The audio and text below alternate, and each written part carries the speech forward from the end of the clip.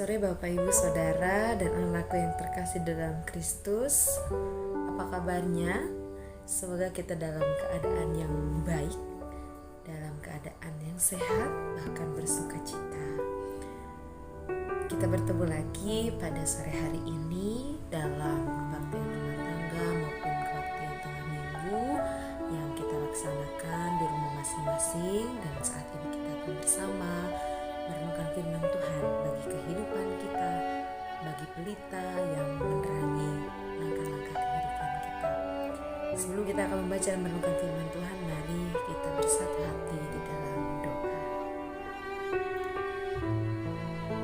Allah kami yang baik, Tuhan Allah kami bertata dalam kerajaan surga yang mulia.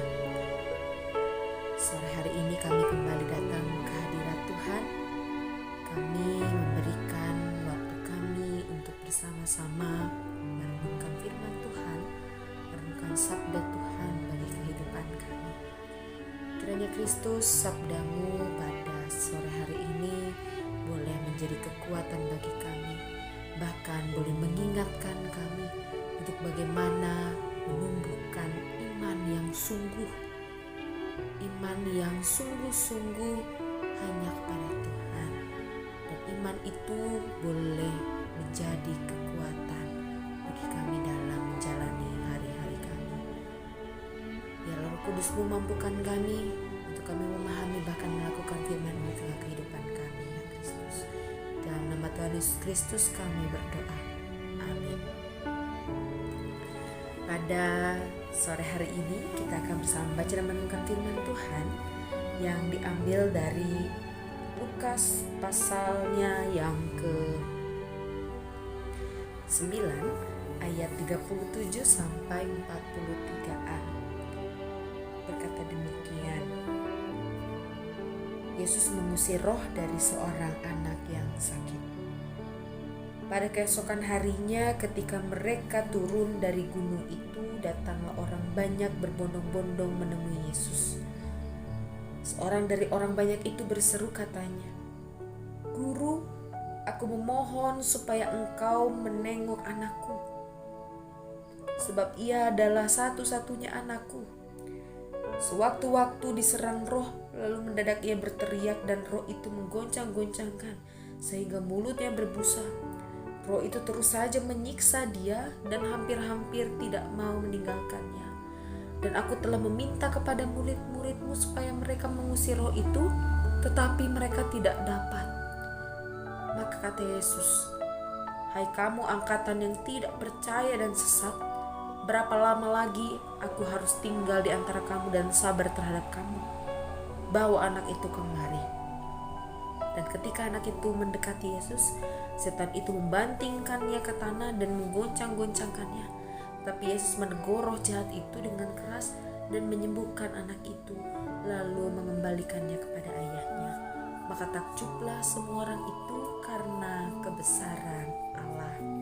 Demikian pembacaan Alkitab kita. Berbagai setiap orang membaca, merenungkan, bahkan melakukan firman di tengah kehidupannya. Terpujilah nama Tuhan. Bapak Ibu Saudara dan anak-anakku terkasih, pada saat ini kita akan bersama merenungkan tema yang diberikan adalah iman membuatmu berdaya. Betul ya, kalau dari temanya iman akan membuatmu berdaya. Berdaya itu apa sih? Mampu ya. Kalau bicara soal iman, sebesar apa, sedalam apa iman kita, yang tahu hanya diri kita. Sekuat apa iman kita, seyakin apa iman kita kepada Tuhan, hanya kita yang mengetahui dan memahaminya. Dan kalau udah bicara iman, kita pasti harus kembali berefleksi. Iman kita sudah sungguh belum ya? Iman kita ini iman yang betul-betul iman, atau jangan-jangan masih iman yang palsu, iman yang setengah-setengah, iman yang tidak utuh. Iman yang seringkali, apakah iman kita ini adalah iman yang seringkali hanya mengerjakan pekerjaan Allah di saat-saat tertentu. Kita menjalani panggilan Allah itu hanya pada saat-saat tertentu saja. Pada saat ini kita akan berefleksi, Bapak Ibu Saudara anakku terkasih, melalui pembacaan Alkitab kita pada saat ini. Kita akan bersama melihat melalui kisah di mana Yesus mengusir roh dari seorang anak yang sakit. Bapak Ibu, kalau kita membaca teks Lukas pasal 9 ayat 37 sampai 43a ini, kita bisa mendapat beberapa informasi lebih lanjut dari teks paralelnya, yakni dari Matius pasal 17 ayat 14 sampai 21 dan Markus pasal 9 ayat 14 sampai 29.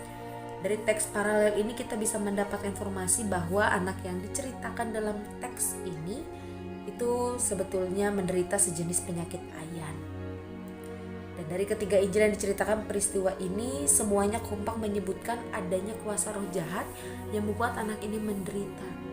Bukan hanya kompak menceritakan adanya kuasa roh jahat, ketiga Injil ini juga sama-sama memberi kesaksian bahwa ayah dari si anak itu sudah minta tolong kepada murid-murid Yesus, tapi mereka tidak menyembuhkan si anak tersebut. Nah, dari cerita yang disampaikan kita bisa membayangkan Bapak Ibu kondisinya gitu ya. Kondisinya di mana sang ayah yang melihat anak satu-satunya menderita. Kita sendiri sebagai orang tua ketika melihat anak kita sakit, pasti kita mengupayakan berbagai cara untuk bisa membuat anak itu kembali sehat. Nah, itulah pula yang diusahakan oleh ayah anak ini. Dia berusaha berbagai cara untuk bisa membuat anaknya kembali sehat. Saat itu dengan imannya, keyakinannya, ia datang kepada murid-murid Yesus untuk bisa membantu menyembuhkan anaknya. Kenapa ke murid-murid Yesus?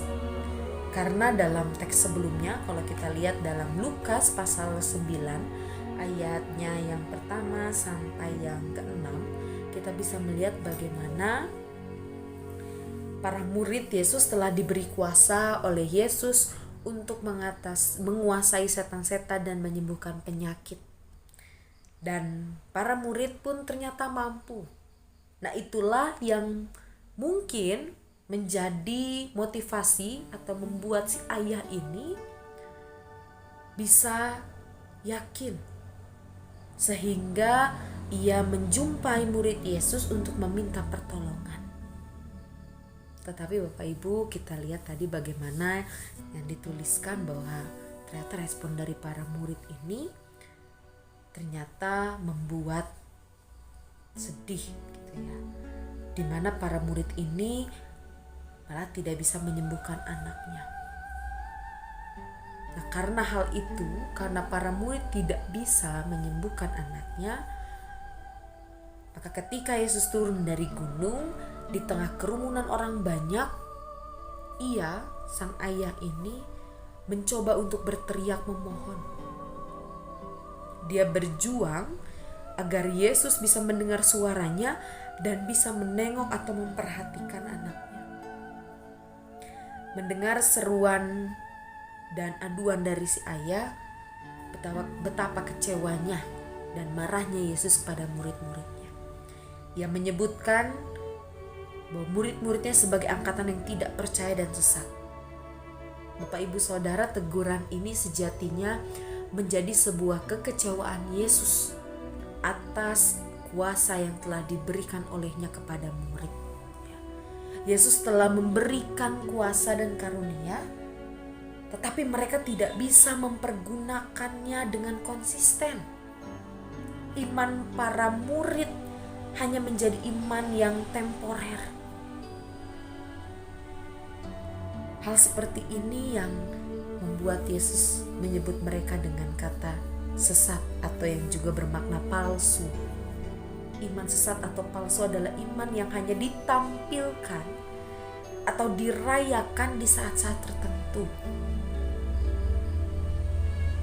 hal iman ini justru berbanding terbalik dengan apa yang ditunjukkan oleh si ayah. Ungkapan iman si ayah lebih jelas terdapat dalam Markus pasal 9 ayat 22-24 sebetulnya. Si ayah mungkin dengan frustasi mengatakan, jika engkau dapat berbuat sesuatu. Dan Yesus menegurnya dengan mengatakan, tidak ada yang mustahil bagi orang percaya. Si ayah kemudian merespon dengan sebuah pengakuan yang unik, yakni aku percaya. Tolonglah aku yang tidak percaya ini. Ketika Yesus menyuruh anaknya dibawa kepadanya, ia segera membawanya, walaupun pasti dengan susah payah. Yesus kemudian menyembuhkan si anak dari penyakitnya dan kuasa roh jahat dan mengembalikan kepada ayah. Dan Bapak Ibu Saudara yang terkasih dalam Kristus, cerita ini itu membuat kita berefleksi betapa sering, sadari atau tidak, kita saat ini pun memiliki iman yang sesat atau palsu. Kita hanya percaya, berserah, dan mengandalkan Tuhan di saat-saat tertentu. Sementara di saat yang lainnya kita bergantung pada kekuatan kita sendiri, atau bahkan pada materi dan orang lain. Seringkali bahkan mungkin di awal kita hanya mengandalkan diri sendiri ketika dirasa aduh saya tidak mampu, baru kita mencari Tuhan, baru kita percaya, kita berserah dan mengandalkan Tuhan. Ketika kita dirasa sudah tidak sanggup, baru kita ingat, aduh Tuhan, Gusti, saya gini gak mampu, ternyata saya tidak mampu, maka tolong saya. Kita mencari Tuhan, baru kita berserah, baru kita percaya kepada Tuhan. Atau bahkan mungkin seringkali kita mengandalkan orang lain, mengandalkan materi. Ketika orang lain sudah mengecewakan kita, apa yang mereka lakukan membuat kita kecewa, baru kita kembali kepada Tuhan. Baru kita datang dengan penuh sesal. Kita berserah sama Tuhan, baru kita mengandalkan Tuhan. Bukan Bapak Ibu Saudara, mungkin tak jarang juga kita memiliki iman yang sesat atau palsu, yang mau mengerjakan pekerjaan Allah di saat-saat tertentu saja. Sementara di saat yang lain kita mengabaikan panggilan Allah. Kita mau mengerjakan pekerjaan Allah ya, kalau kita sukacita, kita habis dapat berkat. Tapi ketika kita sedang susah, kita bahkan mungkin lupa, kita mengabaikan panggilan Allah. Kita asik dengan diri kita sendiri, dengan kehidupan kita, tanpa kita mengingat bahwa kita punya tugas utusan panggilan. Nah, iman seperti inilah yang akhirnya sebetulnya dapat membuat kita merasa tidak bisa berbuat apa-apa. Saat ini, sore hari ini Bapak Ibu Saudara, melalui perenungan kita, tadi temanya iman yang membuatmu berdaya. Saat ini kita diingatkan bahwa mampunya kita, sanggupnya kita, kuatnya kita dalam apapun hal yang kita lalui itu bergantung pada iman kita. Iman kita sungguh tidak, iman kita nyata tidak. Betul tidak iman kita itu sejati? Ketika kita punya iman yang sejati, iman yang kuat, maka kita akan berdaya, kita akan mampu. Iman yang sungguh, iman yang pasti sejati, nyata, yang kita hidupi dengan sungguh, itu akan membuat kita berdaya untuk menjalankan, mengerjakan panggilan Allah. Jadi apapun kondisi yang kita hadapi, kalau iman kita itu sungguh, kita pasti mampu, kita pasti kuat menjalani kehidupan kita yang tentu tidak terlepas dari berbagai persoalan, berbagai permasalahan. tapi kuncinya di iman tadi. Iman kita sungguh tidak nyata, sejati tidak. Iman yang sungguh pasti akan membuat hal yang mustahil itu bisa terjadi. Dan tentu kita harus yakini, kita harus percaya, bahkan imani.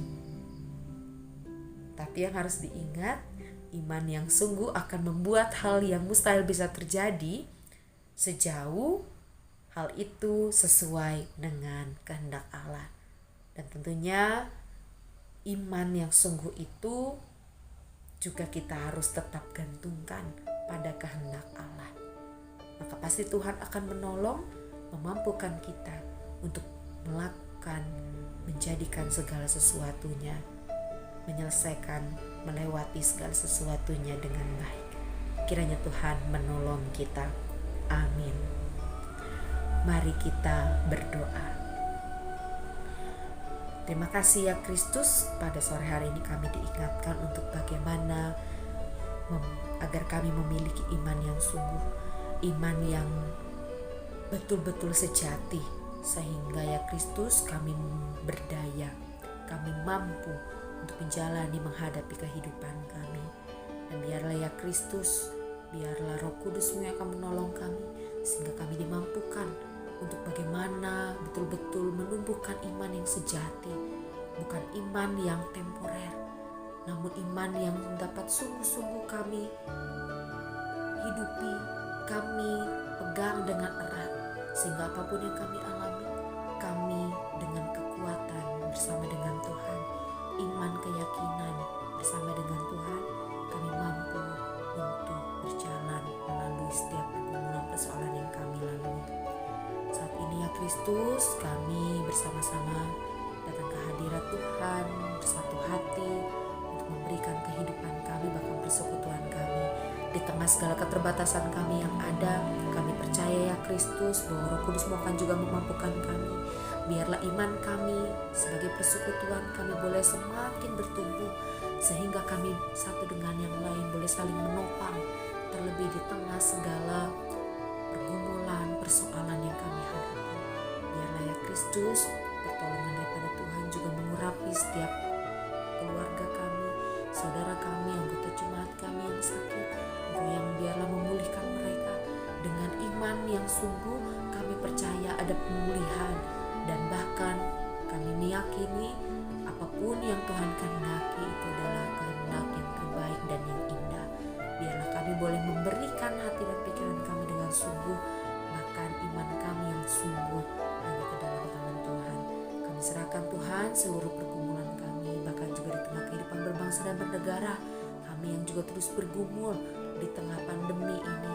Biarlah Tuhan kami boleh dengan iman yang sungguh, sehingga kami mampu melewati pergumulan pandemi ini bersama-sama. Bahkan kami mampu untuk terus menjadi terang dan garam sebagaimana tugas pengutusan daripada Tuhan. Inilah ya Kristus, doa kami, dan kami naikkan hanya di dalam nama Tuhan Yesus Kristus. Dan bersama-sama kami juga menaikkan doa yang telah Engkau ajar kepada kami. Bapa kami yang ada di sorga, dikuduskanlah nama-Mu, datanglah kerajaan-Mu, jadilah kehendak-Mu di bumi seperti di sorga. Berikanlah kami pada hari ini makanan kami yang secukupnya, dan ampunilah kami akan segala kesalahan kami, seperti kami juga mengampuni orang bersalah pada kami. Dan janganlah membawa kami dalam pencobaan, tetapi lepaskanlah kami dari yang jahat. Karena Engkau punya kerajaan dan kuasa dan kemuliaan sampai selama-lamanya. Amin. Bapak, Ibu, Saudara, dan anak yang terkasih, kini terimalah berkat daripada Tuhan.